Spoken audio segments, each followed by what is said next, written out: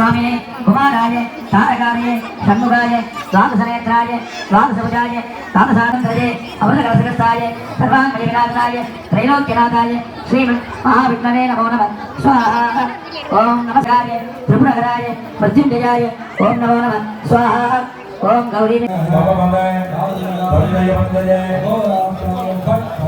ओम श्री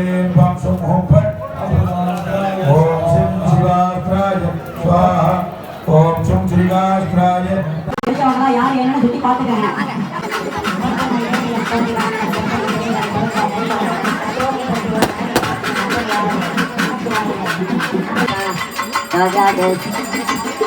அண்ணாதான் காத்தவர்கள் அமைதியாக கோயில் தரிசனம் கொடுத்துக்கொண்டு